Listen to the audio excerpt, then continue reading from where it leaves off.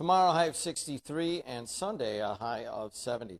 I'd love to hear from you guys, see what you're doing. Hey, you're on the air. What are you doing? Hello, Fish Belly. Ala shkiri moro fura moro honyo. All right, Well, how do I find that meme you made of me?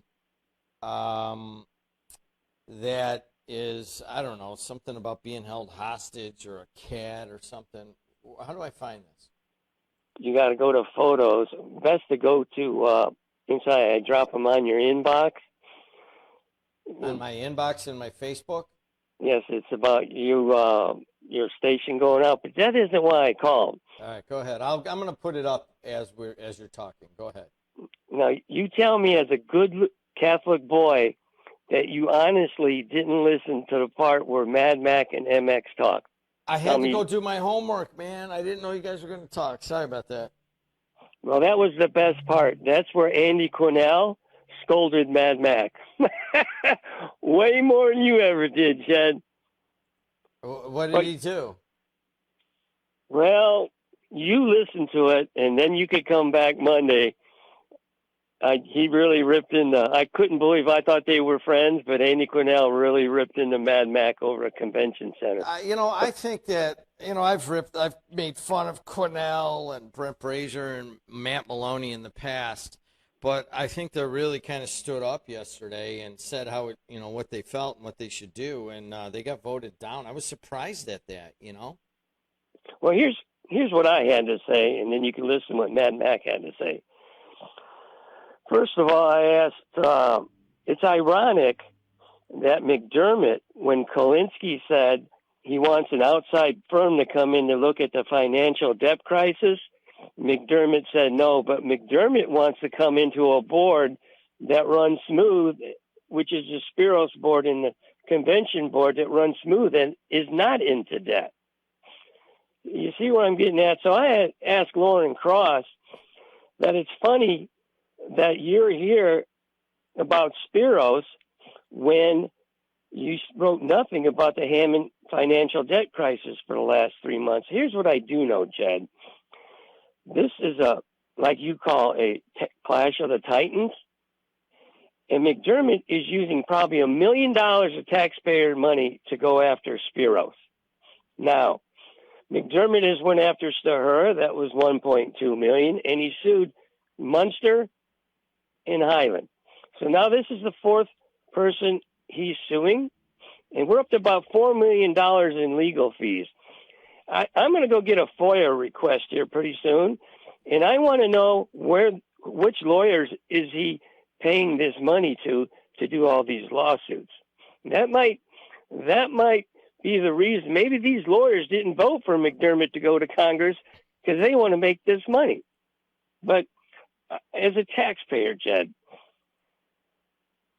and as I watched that meeting, it's already on the Indiana database.com what Speros makes and the convention board makes.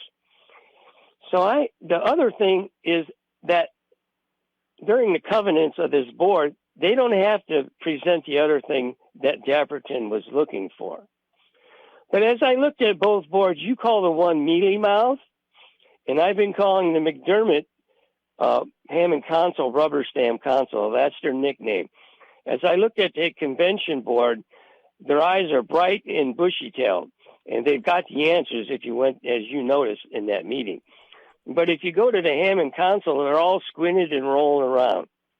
So actually, I'm not mad at Speros for what he's getting and what the convention board's doing, and that's what I stated. I'm not questioning that.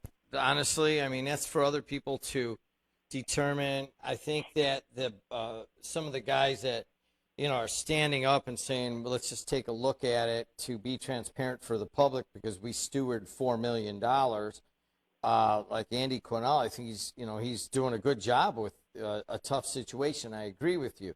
I don't understand yesterday, MX, why they couldn't spend a couple grand just to look at this from the outside. They get a lot of people off their backs. Instead, they said, no, we're not spending a couple grand to look at, if we're paying the guy the right amount of money. That's all they were looking to do.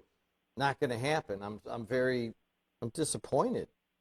Well, I'm not, because it's not in the covenants, from what I was hearing, what the board said.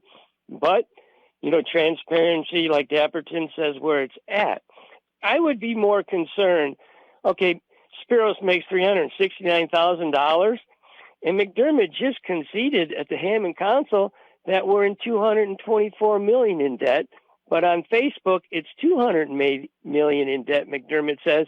But when McDermott was running for consul and that fake caller Easy called into your show, Hammond was only $30 million in debt. As you know, I explained that to the consul, and all the videos that I cut are no McDermott for Congress or MX cartoons.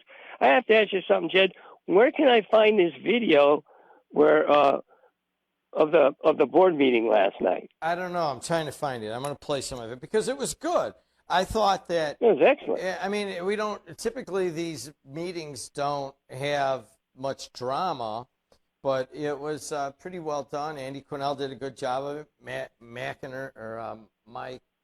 Maloney and Brent Brazier and Dabberton, they're asking the right questions. All you're looking for, a lot of times, MX, from what I see, the public just wants to see an effort sometimes, right? Okay. You make an effort. That's it. Just make an effort. But when you close down like they did, part of it is, though, MX, I'm not altogether sure some of those people don't just hate the mayor of Hammond so much they won't do anything that his messenger wants. Here's one thing I did say. Maybe that's, I don't know the answer to that. But here's one thing I do want to say. I asked Speros, I would double his salary to come in as mayor of Hammond. There you go. 219-845-1100. Hey, you're on the air. Yeah, you guys were talking about climate change earlier. Do you believe in climate